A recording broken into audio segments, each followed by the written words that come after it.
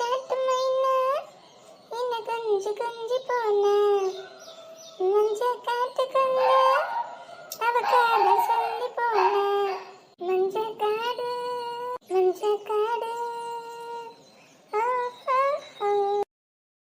என்ன வழக்கத்து மாற ரெண்டு பேரும் ரொம்ப சந்தோஷமா இருக்க மாதிரி இருக்கு. பாட்டு சத்தம் வேற கேக்குது.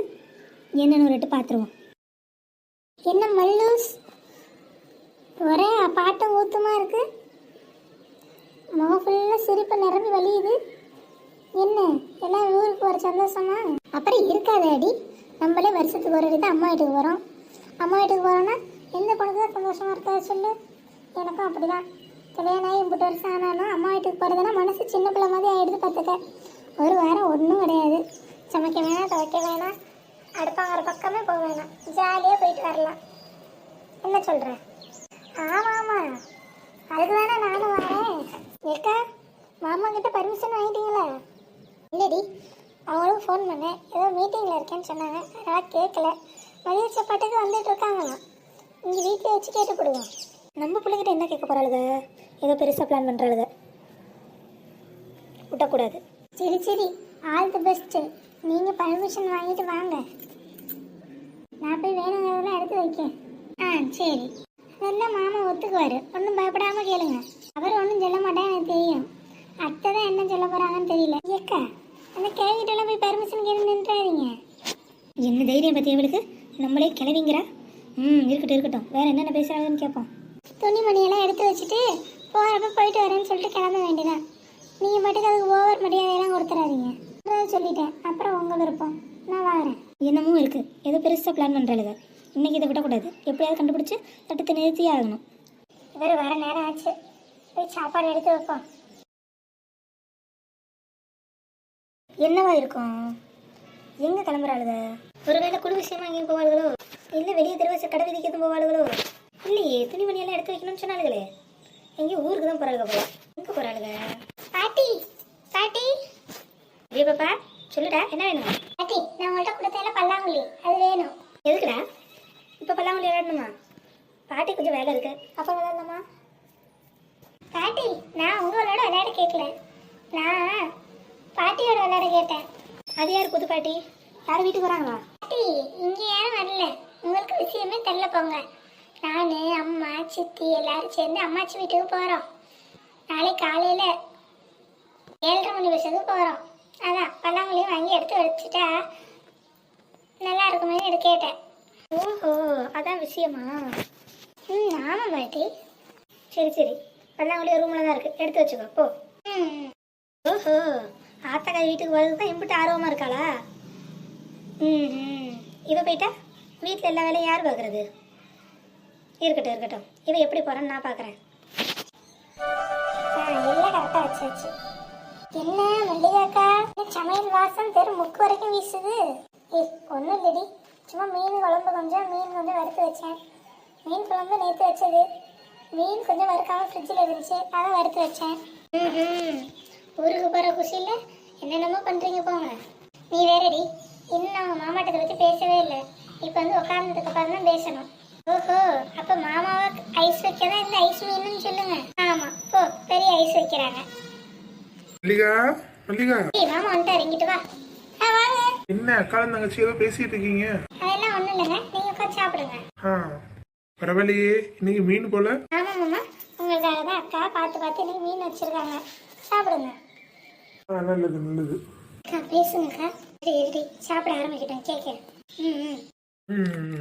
மல்லிகா, மீன் குழம்பு நேற்றை விட இன்னைக்கு சூப்பரா இருக்கு.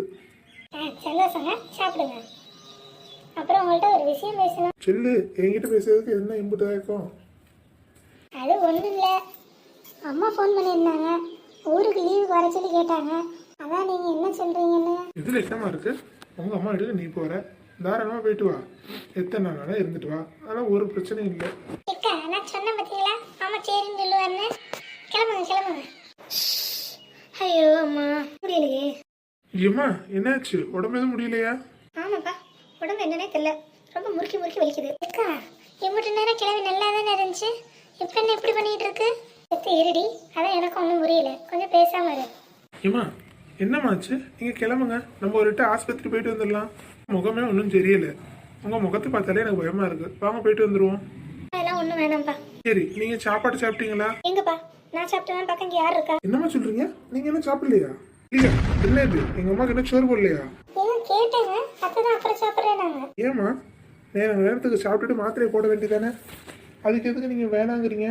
கிளவி எப்படியெல்லாம் கோத்து விடுது பார்த்தீங்களா? இன்னைக்கு இருப்பா செய்வா, நாளைக்கு யாருப்பா செய்வா? அதான் நம்மள அதை சமைச்சிக்கலாம்னு நினச்சேன்.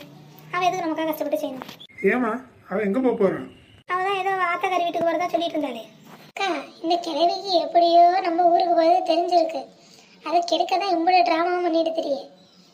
ஆமாண்டி, இப்போ இவர் வேற என்ன சொல்ல போறான்னு தெரியலையே. ஊருக்கு போக வேணாம்னு சொல்லிட்டு வரோம். அதான் எனக்கும் ஒன்றும் புரியலை.